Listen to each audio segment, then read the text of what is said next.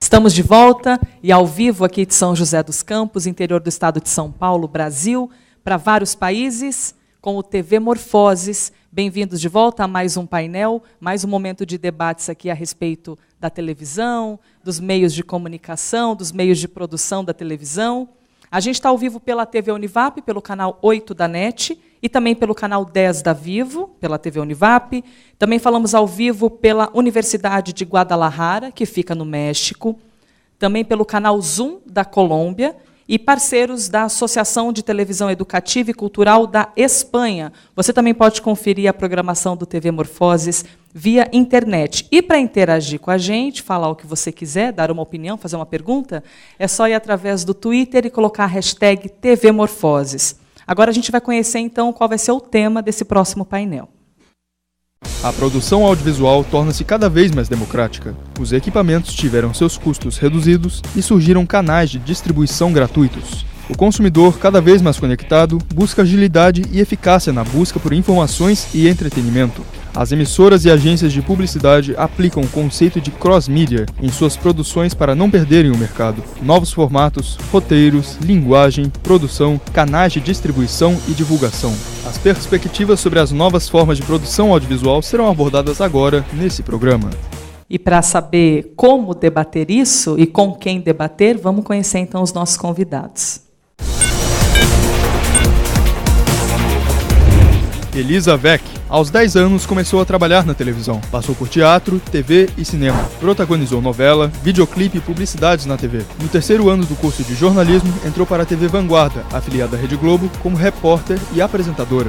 Em 2017, foi premiada com o troféu Mulher Imprensa, da revista Imprensa, como âncora de telejornal. Felipe Cardona, pioneiro na produção de filmes com smartphones.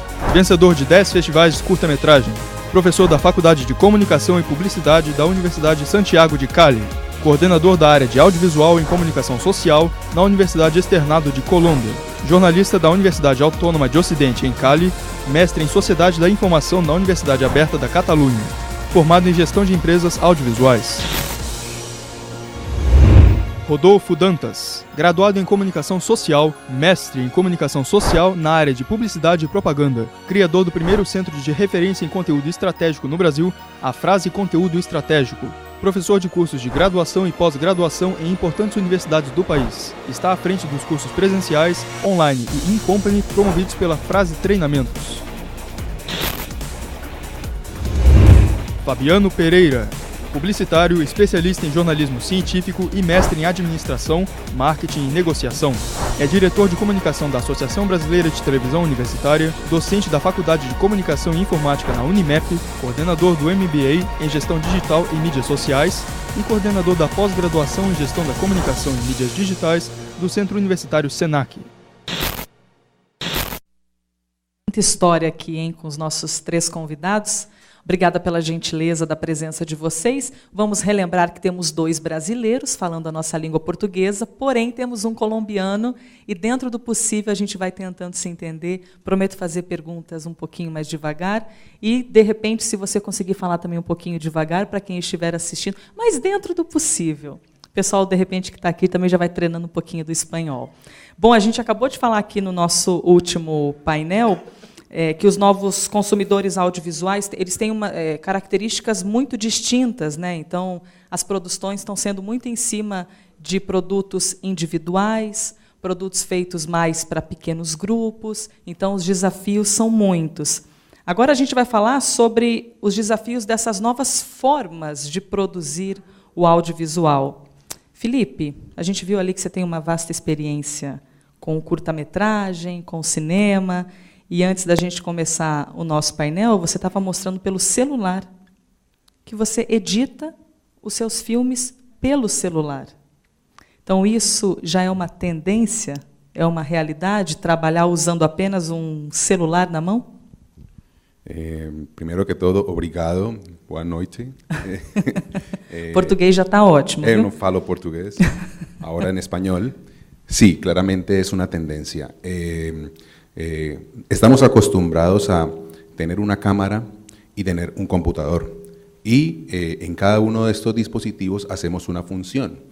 Con la cámara capturamos las imágenes y con el computador las editamos, las organizamos, procesamos, creamos música, hacemos animaciones. Realmente esta forma de trabajo es opcional.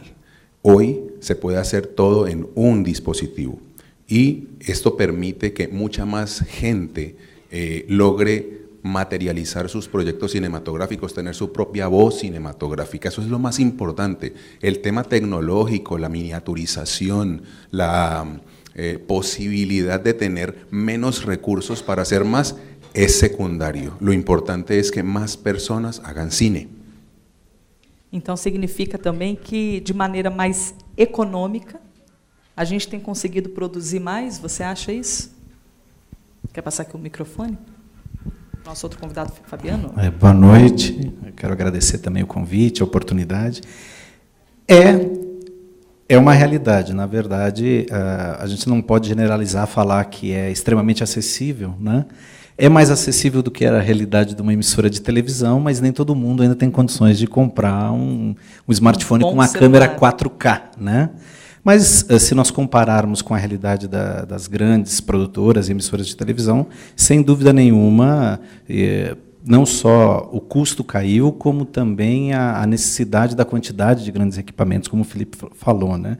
Hoje, a gente, com o smartphone, consegue captar, editar e também distribuir esse material, né? Agora, tem algumas questões que são muito importantes, que nós precisamos pontuar nesse processo, que é aquela ideia de que nós vamos produzir com esse tipo de dispositivo o mesmo conteúdo, com o mesmo formato e com o mesmo objetivo daquilo que é produzido em grandes estúdios, com equipamento de TV. Porque, quando nós falamos de novas formas, a gente fala também, claro, de equipamentos, a gente fala de dispositivos, mas a gente precisa lembrar também que há uma revolução que vai para muito além do equipamento, que é a revolução dos formatos, né? E o que a gente vê sendo reproduzido constantemente, o que eu acho perigoso e improdutivo, é aquela coisa de tentar usar aquilo que a gente tem de novo de tecnologia e de mais barato de tecnologia, mas para reproduzir formatos e conceitos que pertencem a uma outra escola da comunicação, do audiovisual, né? E aí, muitas vezes, a gente encontra frustração e até profissionais que acabam desistindo porque eles não conseguem compreender, eles se sentem até enganados. Não, poxa, eu achei que agora ficaria mais fácil. Mas, na verdade, não compreendeu que, por trás dessa questão, a ferramenta, o equipamento é só o suporte para uma nova forma de produzir, uma nova forma de distribuir, uma nova linguagem, inclusive, né? Pois é, porque, já acrescentando aqui o Rodolfo à nossa conversa, porque muitas vezes a pessoa pega um celular como algo novo, apesar da gente já estar bastante habituado com o telefone, mas pega o celular como algo novo, como um novo método de você conseguir produzir, mas que é justamente copiar aquilo que a televisão já faz, e faz muito bem. Então, como que é o desafio de você ter um celular na mão, mas tentar também criar alguma coisa que seja diferente, que fuja daquilo que já está sendo visto na televisão?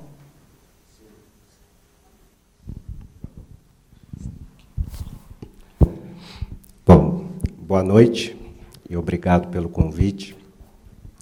É interessante a gente entender como o meio de comunicação, quando ele nasce, ele herda parte da linguagem do meio que o antecedeu, né? Então foi assim, quando o rádio nasceu, aí os locutores liam trechos de livros, trechos de notícias jornalísticas, né? Até de peças de teatro. Depois veio a televisão e A televisão, inclusive, contrata os técnicos do rádio. E, então, no início, se você for ver o que era uma telenovela, era uma radionovela em cima de um palco e captada, né, que eles chamavam de teleteatro. E aí chega a internet, né? A internet, no início, ela herdou a linguagem do jornal, da mídia impressa, e conforme a capacidade de fluxo de informação pelas bandas, ela foi aumentando, a linguagem da internet tornou-se cada vez mais audiovisual, né? Ao mesmo tempo, foi falado sobre os consumidores. O consumidor, vamos dizer assim, com a chegada da internet, ele também se tornou produtor de informação. Então, nós produtores, vamos dizer assim, produtores profissionais, produtores audiovisuais profissionais, nós produzimos pelo celular, né, temos essa capacidade, mas meu filho de 11 anos que está em casa também produz e edita pela internet, a minha filha de 6 anos também tem. É uma coisa que nasce com a criança.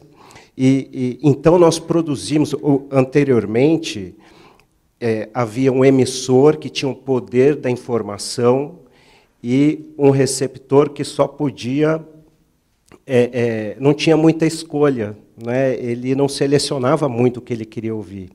E hoje, além de poder selecionar, o receptor ele tem o poder de produzir a informação. Então, a linguagem, o relacionamento na internet, ele ficou muito horizontalizado, ou seja, de igual para igual. Tanto é que isso mudou, não é mais aquela linguagem dura do jornalismo, né, focada no factual. A linguagem na internet, ela é conversada, porque é horizontalizada, né?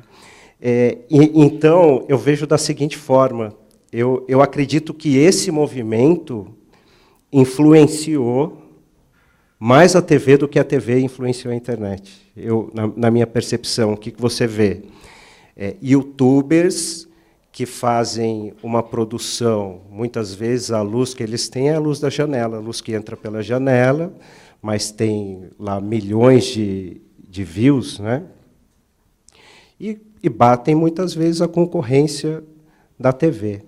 Que gastou muito dinheiro para conseguir fazer os mesmos 5 minutos que essa pessoa fez com um celular e uma luz natural, né? Sim. Então, o investimento, na minha percepção, ele deixa de ser o foco principal e o conteúdo, o carisma, isso passa a valer mais, né? E aí o que a gente vê?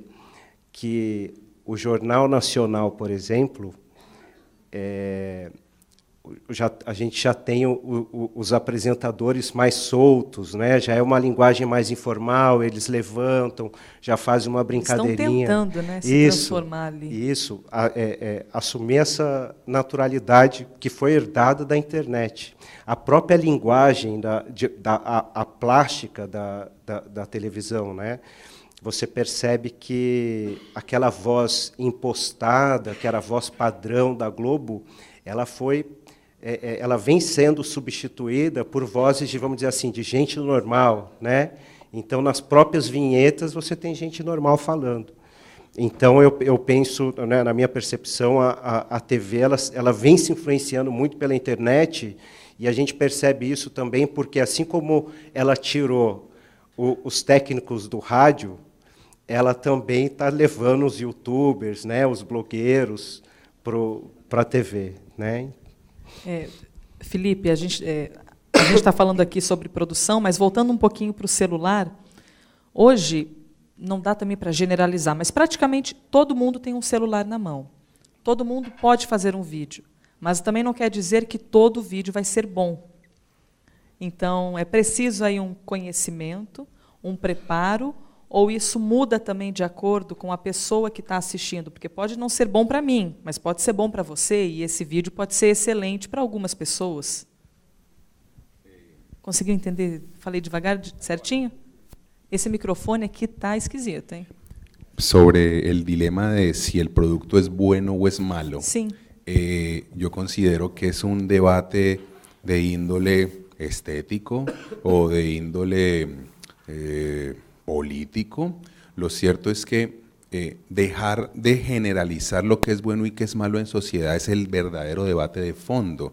La sociedad en general es gris, no es ni blanca ni negra, y hay gamas de gris, todas las que uno quiera. Entonces es muy posible que un producto particularizado le llegue a un nicho de audiencia muy particular, a los amigos del que hizo el video, a los amigos del que hizo el video.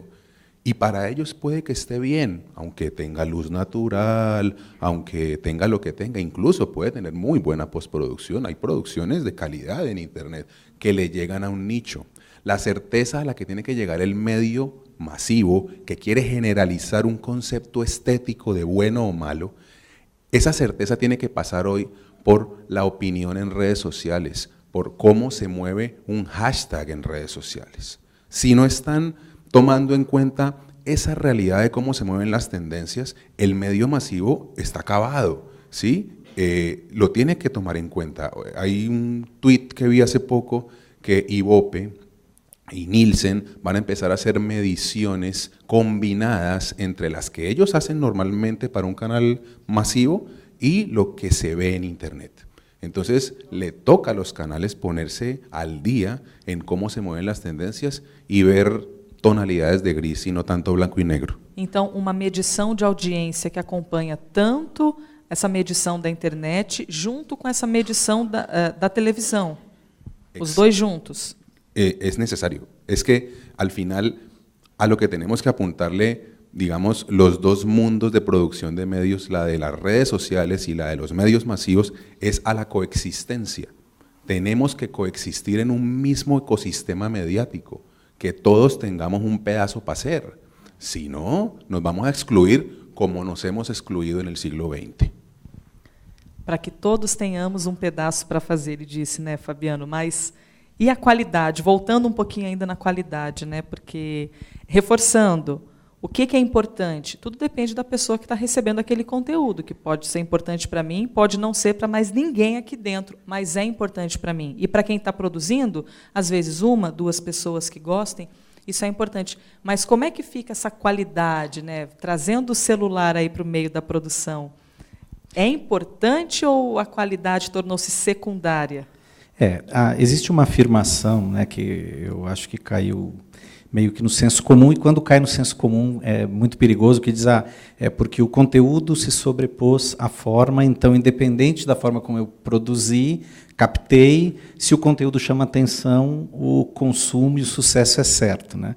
Mas nós precisamos lembrar que tem algumas questões básicas, aí sim de fórum técnico, que comprometem muitas vezes a entrega desse produto, né? Uma coisa que eu gosto muito de falar para os meus alunos, e que parece que passa ano, entra ano, sai ano, o pessoal esquece, é que nós trabalhamos com audiovisual. O áudio, ele faz parte. A qualidade do áudio. E que diferença faz Não, isso? E aí o pessoal chega em sala de aula, professor, comprei smartphone, filma em 4K, digo, que beleza. Então, vamos produzir alguma coisa e tal. Chega lá uma imagem fantástica, dá para pegar e projetar numa parede enorme, definição incrível, e eu não consigo entender nada do que é falado, né? E a mensagem é comprometida seriamente, quando não mortalmente, por essa questão.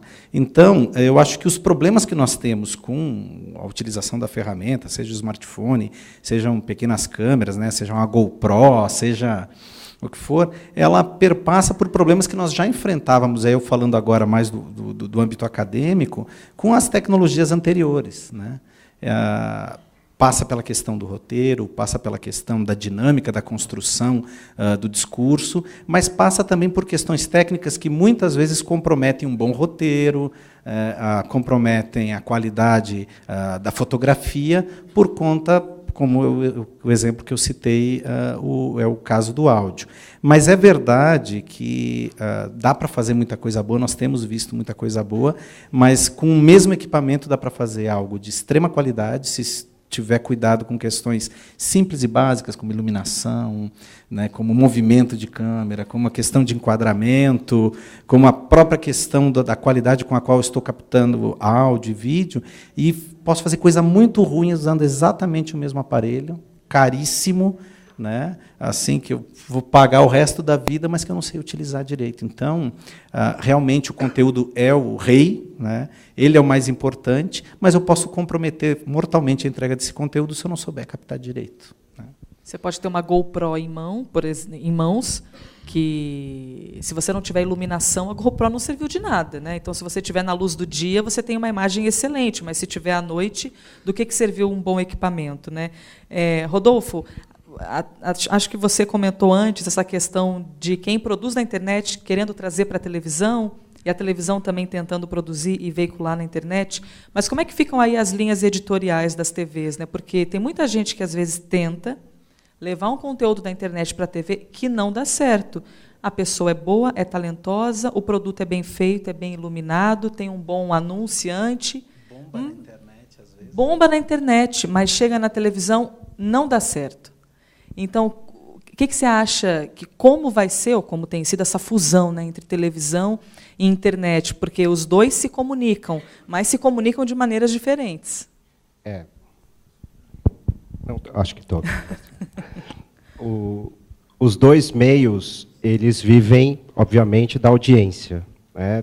Só que existe uma diferença entre a forma como a audiência é mensurada na internet e a forma como a audiência é mensurada na TV, né? Então, na internet, você lança uma campanha hoje, você coloca um vídeo hoje no ar, e daqui a 1 hora, 2 horas, você já consegue acompanhar o desempenho, né? E é um desempenho exato.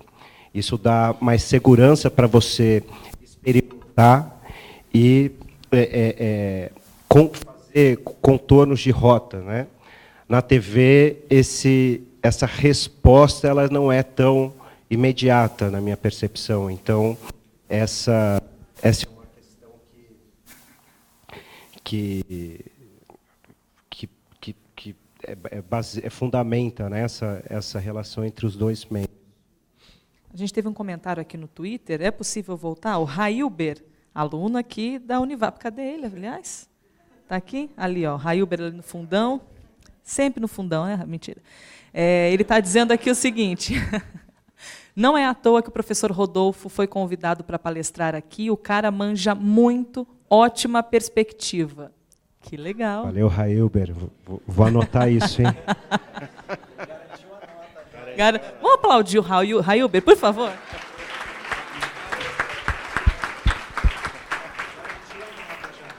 Para quem está assistindo a gente pela televisão, talvez não tenha conseguido ver, né? A gente tem aqui uma plateia, universitários, professores, convidados, aqui da Universidade do Vale do Paraíba, a Univap. Então, tem muita gente aqui acompanhando, além de vocês aí de casa, que também podem interagir pelo Twitter com a hashtag TVMorfoses. Mas, tocando o barco aqui, Rodolfo, já que ele fez um elogio a você, né? Vamos seguir falando um pouquinho mais disso. A gente está falando aí sobre essa fusão, né, entre internet e televisão. Você acha que esse pessoal que faz muito sucesso na internet vai conseguir ganhar dinheiro na televisão também? Se é que eles já estão ganhando dinheiro na internet, né? A gente tem alguns cases que já se formaram, né? Eu acredito muito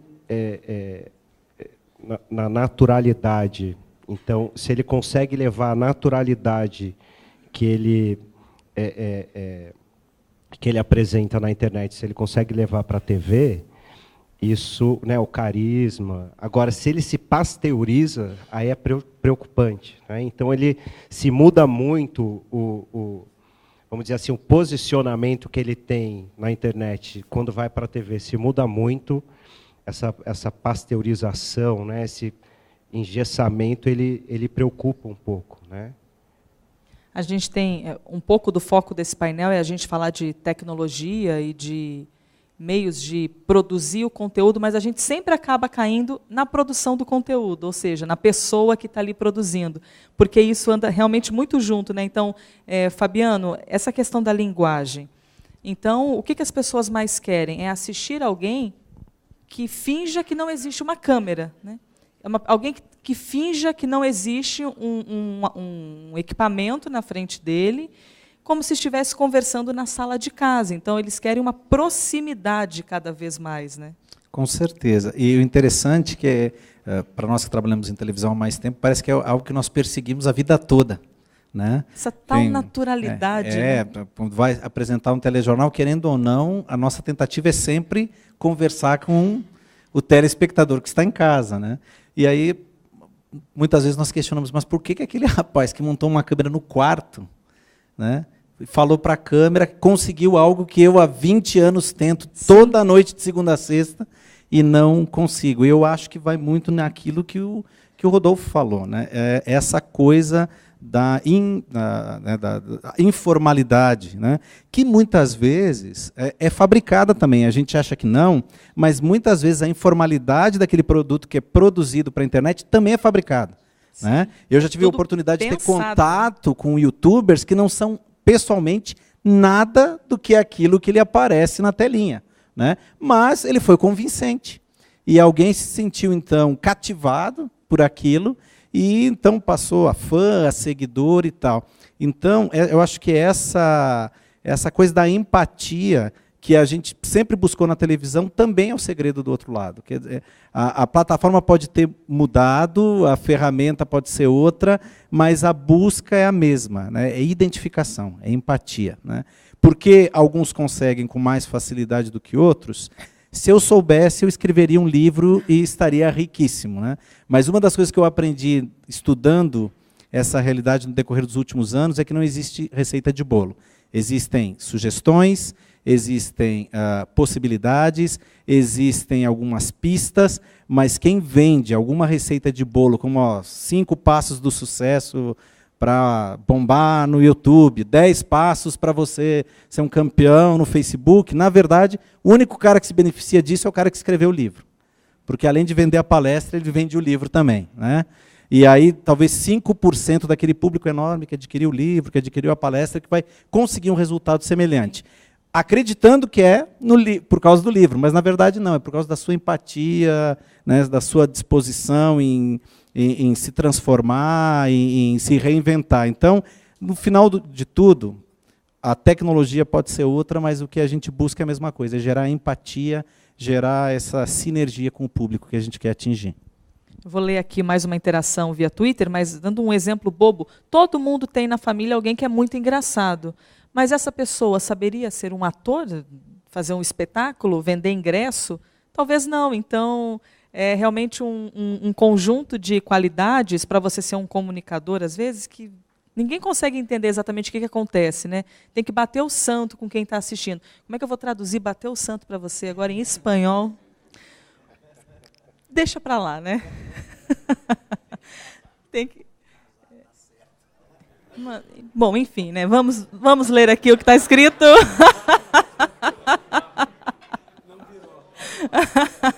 A gente tem uma interação aqui. Quem quiser responder, fique à vontade.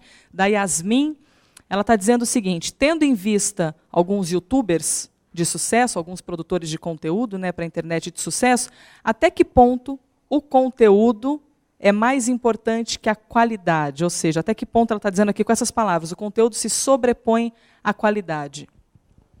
Sí, puedo opinar sobre el tema. Me parece que el tema de la calidad específicamente versus el contenido o versus la naturalidad, que era lo que estamos hablando ahora, que haya espontaneidad o no, es un tema que se ha dado en la historia del cine muchas veces. Cuando se acabó la Segunda Guerra Mundial, los europeos no tenían cómo hacer el cine de Hollywood, el gran cine de la era de oro, ¿no?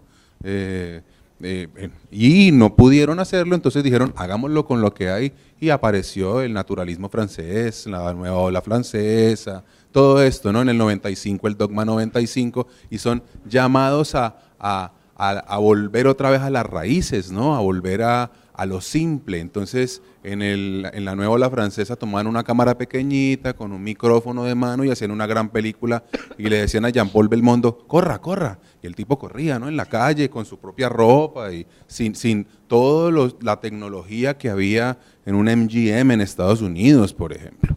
Entonces, estos llamados han venido una y otra vez al cine. Qué bueno que llegó a la televisión. Es una maravilla, yo lo celebro todos los días porque la televisión no tuvo un movimiento naturalista, si es que me atrevo a decirlo. Yo vi alguna vez televisión abierta de Argentina en los años 90, que era gente hablando de sus cosas frente a la cámara, antes de YouTube, y me parecía maravilloso, porque era gente de verdad, ¿sí? Era gente de la calle que decía, les presento a mi gato, así me lavo los dientes. No, me escobo los dientes, como dicen ustedes, ¿no? E assim. E Desculpe, YouTube na TV argentina nos anos 90, praticamente. Prácticamente, era un youtuber que aparecía en un canal de televisión que llegaba a las casas por cable o alguna otra vía. Entonces, qué maravilla, llegaron los movimientos naturalistas audiovisuales a la televisión. Estamos viendo una televisión más auténtica, por supuesto, ya hay gente tan posicionada. Ya está Yo Soy Germán, y está Yuya, y está Vegeta, y toda esta gente que uno ya los ve y se siente artificial. Sí, Vegeta 777, ¿lo han visto? Es un youtuber que está loco, ¿sí? Entonces, uno ya ve artificialidad incluso en los youtubers ahora, por supuesto. Alguém mais quer opinar alguma coisa a respeito? Gostaria. As pessoas buscam informação, as pessoas buscam conteúdo, e como a sociedade é hiperconectada, está todo mundo plugado, não é à toa que a gente vê na internet diversas fotos de alguém no ponto de ônibus, por exemplo, todo mundo assim olhando no celular. As pessoas elas são assim tão conectadas porque elas têm muito acesso à informação, ao conteúdo, então tem a possibilidade de se transformarem, de alcançarem melhores versões de si, né? Então, o conteúdo é o ponto-chave. Só que a qualidade, ela determina a experiência, e a experiência agrega valor ao conteúdo, né? Então, a qualidade, ela, você pode perceber nos YouTubers, existe um cuidado estético, principalmente porque eles estudam isso, eles têm acesso a esses tutoriais, a essas informações e se tornam especialistas. Então, você percebe que é um cenário montado, no fundinho tem um abajur, né, ligado para dar uma profundidade, tem lá um almofadinho, um brinquedinho, né, a câmera está com uma lente que desfoca um pouco o fundo, enfim. Tem esse cuidado estético e isso faz com que a pessoa tenha acesso a um conteúdo e, ao mesmo tempo, tenha uma experiência de valor, né? Torna a experiência mais agradável, né? Na verdade, muitas vezes, essa qualidade técnica é um chamariz, né? E agora a gente sabe, já foi até falado hoje aqui, que dependendo da qualidade do conteúdo, não é isso que vai manter o cara ligado até o final do vídeo, né? Quer dizer, se o conteúdo não for atrativo... Pode ser uma imagem excelente, mas não quer dizer que a pessoa vai ficar. Exatamente. Começou ali, deu 5, 10 segundos e não me atraiu, então colaborou talvez na captura daquele primeiro momento de atenção, mas se o conteúdo não me prender... Não é isso que vai me manter até o final do filme, né? A gente sabe que na televisão, aliás, deixa eu interromper aqui, temos uma mensagem do Twitter, do Fabrício Filho. Na web, existe a possibilidade de fazer conteúdo de nicho se a transmissão mudasse para a internet. Não, peraí, gente, deixa eu ler de novo. Na web, existe a possibilidade de fazer conteúdo de nicho, ponto. Se a transmissão mudasse para a internet, não seria esse o futuro da TV? Entendi. Quando a gente fala de televisão, a gente fala da grande massa, né? Falar para o maior número possível de pessoas. E na internet, a gente tem produções que falam para esse grupo, para essa cidade. Então, isso é o futuro da TV? Será que é possível fazer isso na televisão, sendo que você tem que ser o mais plural e genérico possível? Eu tenho uma opinião assim, muito clara para hoje sobre isso. Claro que o futuro, se eu soubesse, eu não estaria aqui, né?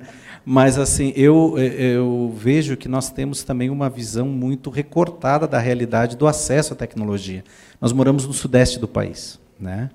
E muitas vezes nós achamos que todo mundo nesse vasto país tem acesso à mesma qualidade de sinal que nós temos aqui, né, em São Paulo, aqui no Vale do Paraíba e assim por diante. E não é uma realidade, né?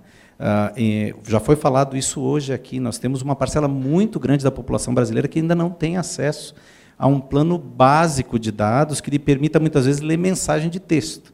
Então, imaginar que a internet, aí, no futuro muito próximo, vai substituir, né, a televisão como veículo de comunicação de massa, mesmo pensando, né, em falar com nichos, mas abraçar essa massa toda da população, né, independente dessa fragmentação do conteúdo, eu acho que hoje ainda é utópico.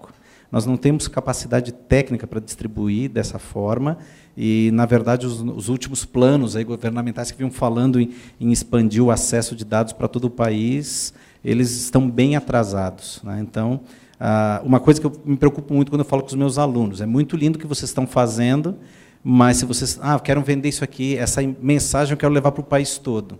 Eu falei, com essa qualidade de vídeo, com essa duração, se conseguir passar aqui da divisa de Minas para a Bahia, já se sintam muito felizes, porque tem muito município, muito mais próximo da gente aqui, que não tem a mínima condição de assistir 30 segundos sem travar, né? Uhum. Então, essa questão técnica ainda é muito limitante. Além disso, eu acho que há espaço para os dois. Nós conversávamos antes sobre isso, né? O Felipe está fazendo um trabalho muito interessante na Colômbia nesse sentido.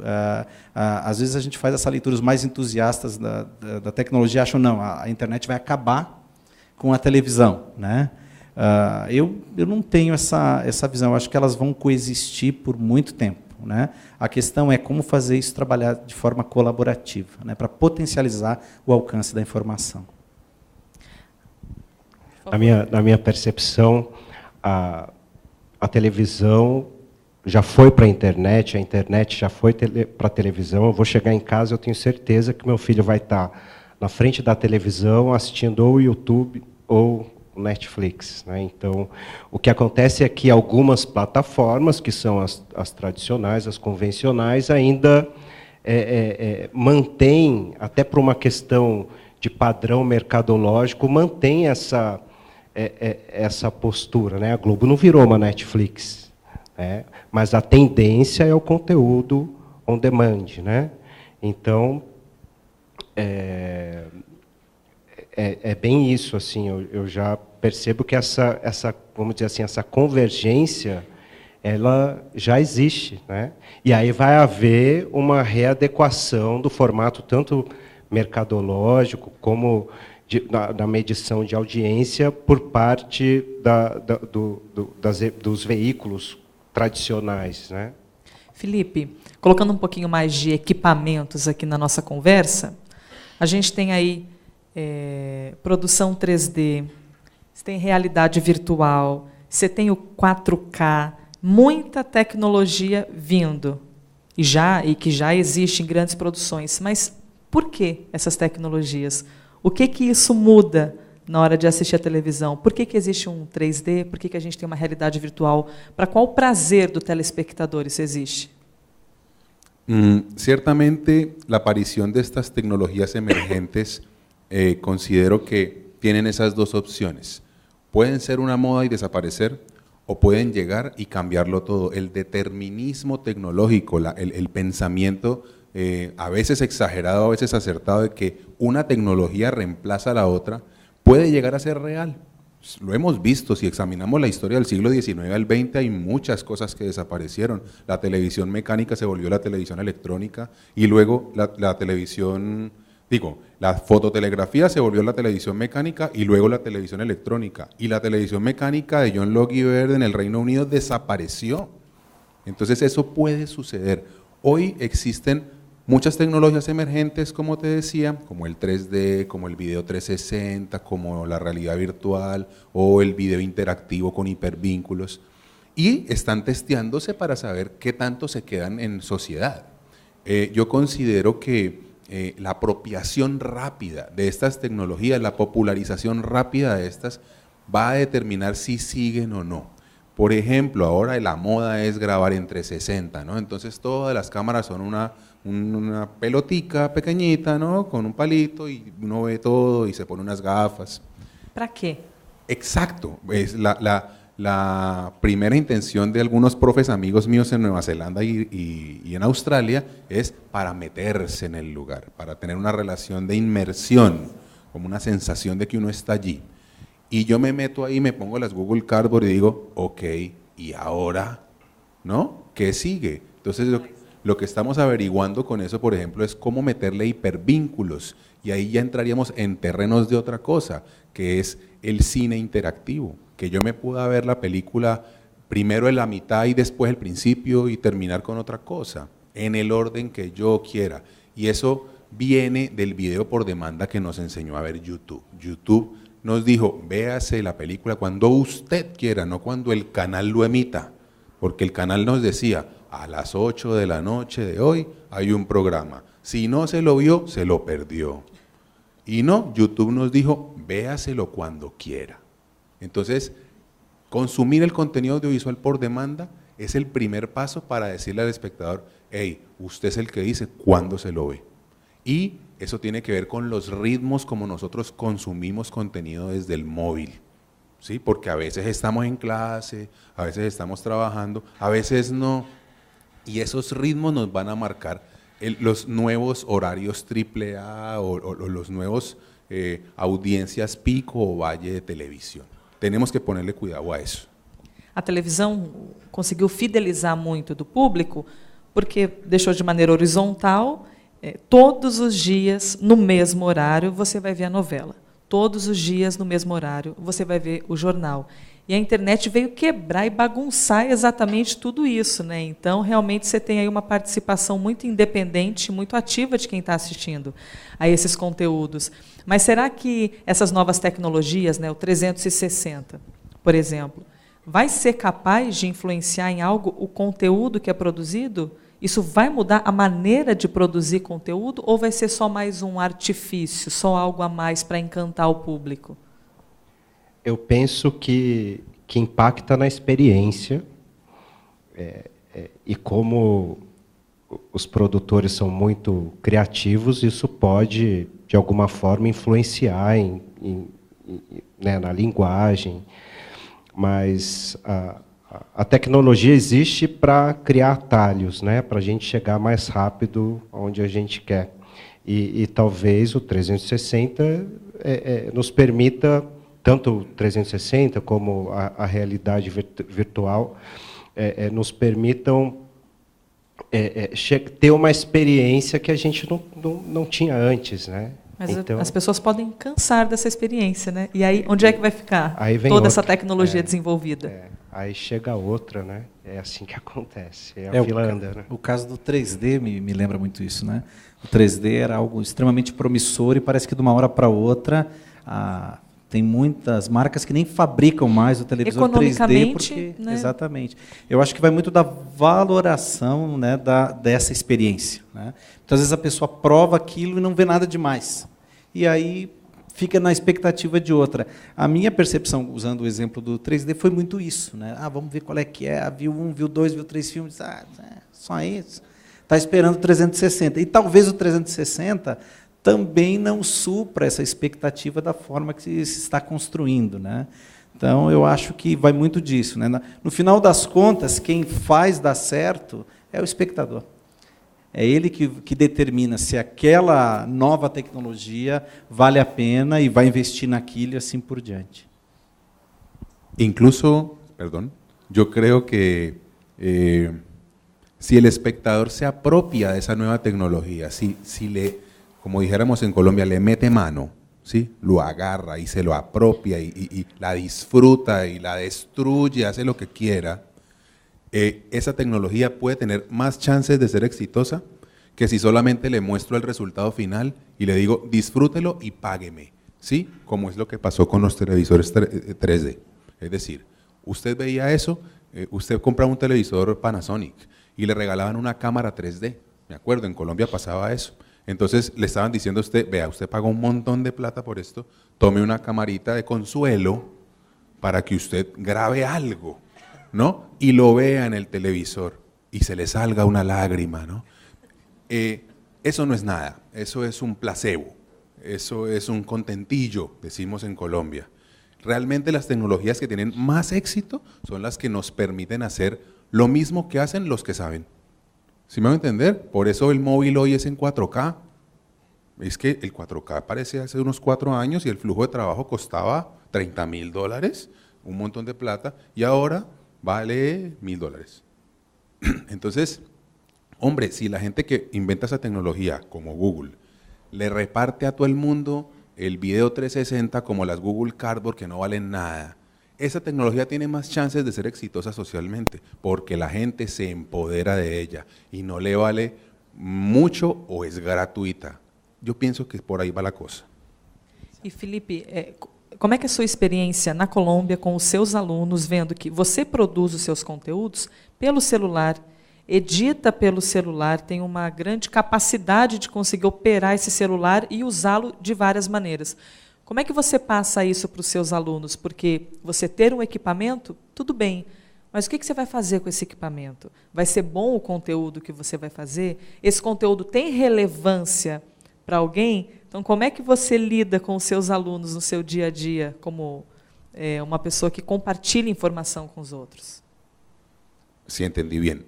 Si se produce o no contenido de relevancia es el tema. Sim. Usando um celular, que é o que você já faz, né?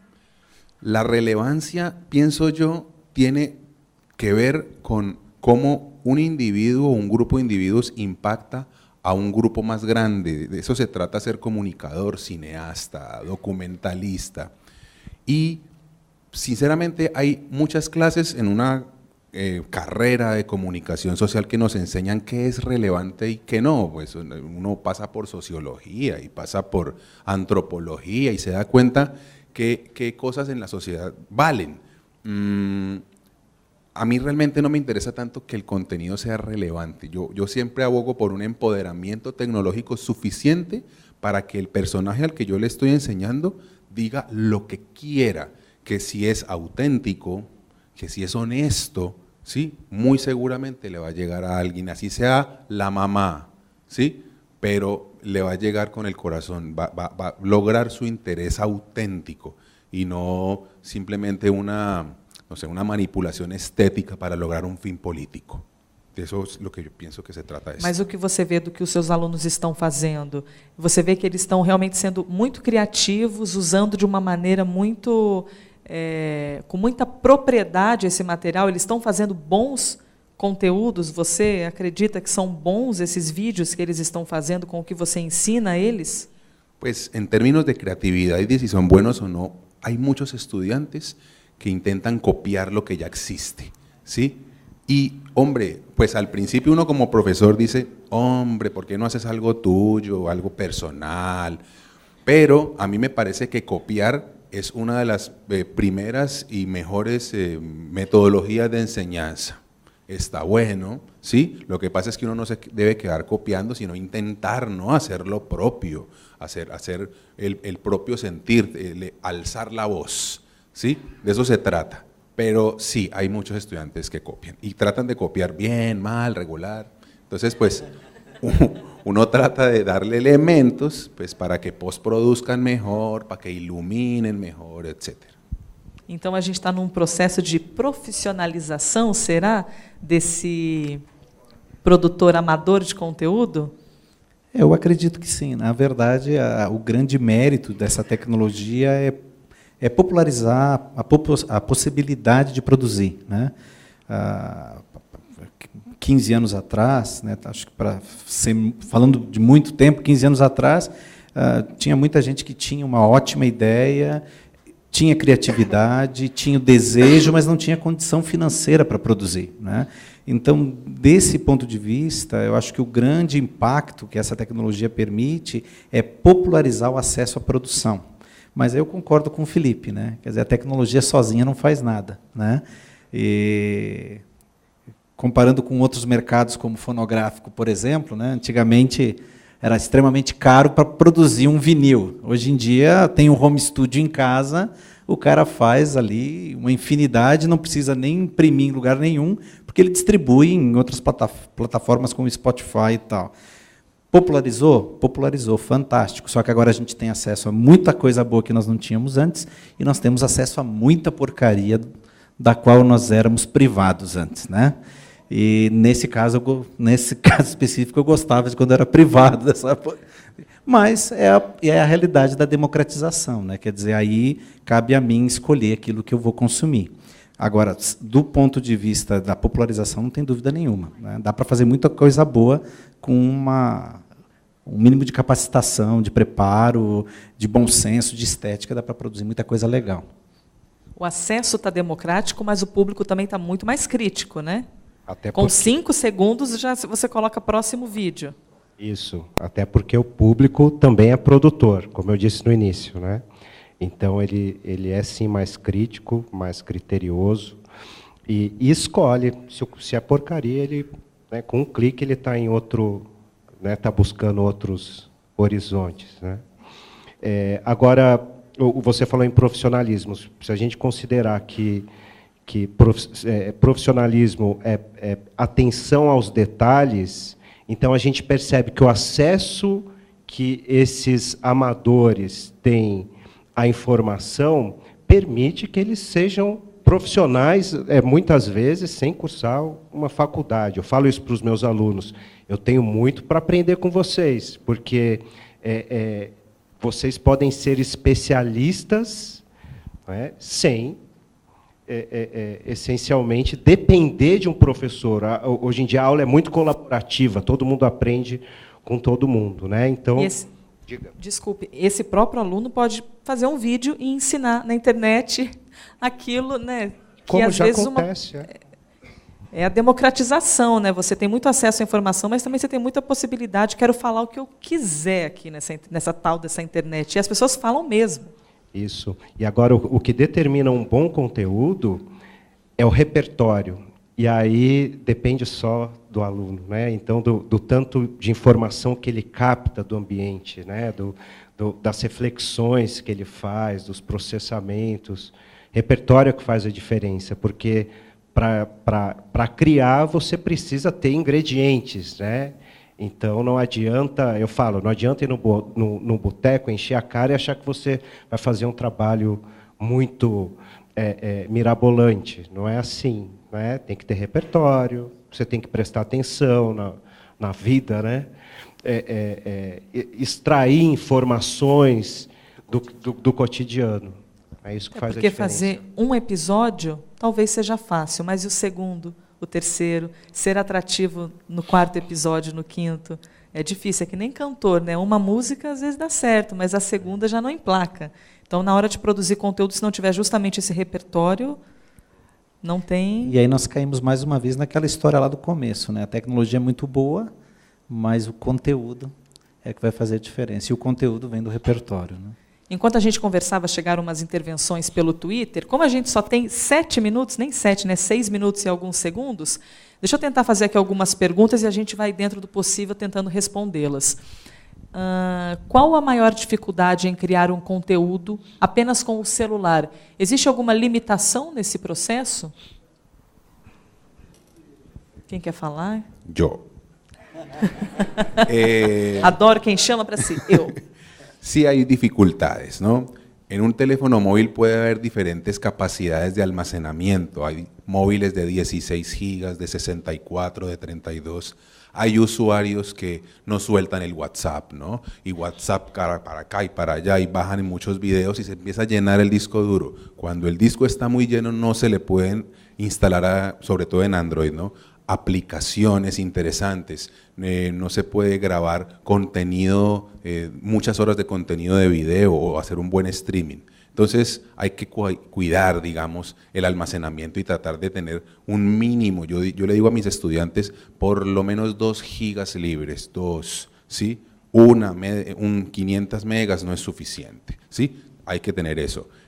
Segundo, hay que saber cuáles son las capacidades del móvil. Hay móviles que graban en 4K, otros en Full HD, otros en 720 progresivo. Uno no puede pretender una calidad sin tenerla físicamente, porque el móvil tiene un sensor y tiene una óptica específica. Entonces, en ese orden de ideas, hay que tener muchos cuidados. Y lo más importante, hay que tener suficiente curiosidad para ensayar muchas aplicaciones hasta encontrar la que más nos guste, la que más se adapta a nuestras necesidades. Testar, errar e aí chegar no momento e encontrar um bom lugar para estacionar o seu carrinho e produzir os conteúdos, né? E hoje nós temos uma riqueza muito grande de aplicativos, né? E também de acessórios, né?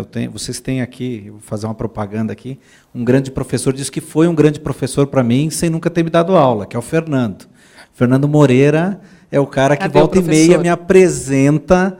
Ele busca treco em todo lado, ele aparece com microfone novo, câmera, suporte, tripé. Olha só o que eu descobri, eu fui para a Turquia e achei isso aqui no aeroporto. Tem que ver a casa do Fernando, não tem mais espaço para nada. É de tudo. Adaptador de todo jeito, microfone para celular, para cá, para lá e tal. Então, as possibilidades são grandes. Por quê? Porque esse mercado gerou essa demanda, né? O fabricante não fez isso por acaso, né? Quando a gente tem grandes marcas de microfone hoje, né, lançando séries inteiras de microfones especificamente para smartphone, quer dizer que existe mercado para isso. Quando eu tenho uma startup desenvolvendo aplicativo para transformar meu smartphone numa câmera onde todos os comandos são manuais, como numa câmera de vídeo profissional, é porque existe demanda. Então, existem muitas possibilidades. Às vezes é questão de procurar mesmo, para se aproximar o máximo possível, do ponto de vista técnico, dessa qualidade da qual a gente está falando, né? Mais uma intervenção do Twitter aqui, enquanto há tempo, o cronômetro está aqui na nossa frente. Heitor está dizendo aqui, o on-demand acaba sendo um grande aliado da internet e atrapalhando um pouco a TV. Para vocês, no que isso ajudaria a televisão? Quem quer responder aí em 2 minutos, é possível? Eu acredito que ajudaria se a televisão tentasse, como de fato eles já estão fazendo, né, o Globo Play, eu não sei, então que eles olhassem para essa tendência, né, nesse sentido, eu acredito que seja bastante positivo, né? Tem mais alguma intervenção do Twitter aqui para a gente colocar? Eu vi que passaram também uns elogios, alguns comentários, mas pergunta acho que encerrou, né? Ninguém respondeu, também não apareceu, então sucesso, a resposta é não, é isso? Bom, restam 2 minutos para a gente começar aqui os agradecimentos. Evento bem bacana, sempre bom aprender coisas novas, está dizendo a Marjorie, #TV Morfoses. A Marjorie está aqui na plateia? Tá, ali a Marjorie, legal. Você que está assistindo a gente então pela televisão, na Colômbia, na Espanha ou aqui pelo Brasil, saiba que a gente está começando a encerrar esse painel, mas outros continuam, vem mais um na sequência. Amanhã também tem TV Morfoses, com mais vários painéis e vários convidados aqui do evento, sempre discutindo e tentando encontrar respostas, né? Que a gente tenta discutir, mas no fim acabei de falar isso no outro painel, a gente termina com mais respostas aliás, mais perguntas, né? Sempre mais perguntas do que respostas, aliás. Bom, primeiro, obrigada pela gentileza de vocês terem estado aqui. Passou-se 1 hora, o tempo voa, né? Mas nem falei de Netflix, nem falei de outras coisas que gostaria de ter falado aqui também, um pouquinho mais da produção do cinema, especialmente por termos aqui convidados que vêm de outros países, a gente quer também sempre tentar absorver cada vez mais, pena que o tempo é curto. Esse painel está se encerrando aqui, mas você pode continuar assistindo na sequência um outro painel que também já vai começar. E como a gente tem ainda 1 minuto, alguém gostaria de dizer mais alguma coisa em 1 minuto? Um resumo muito rápido? Impossível, né? Eu quero. Hay que tomarse en serio la democratización de los medios. Es un momento importante porque al final lo que queda en el fondo de todo este tema, esta apropiación, es el empoderamiento político nuestro. Ya no tienen que hablar por nosotros podemos hablar por nosotros mismos. De eso se trata. Vamos aplaudir, por favor.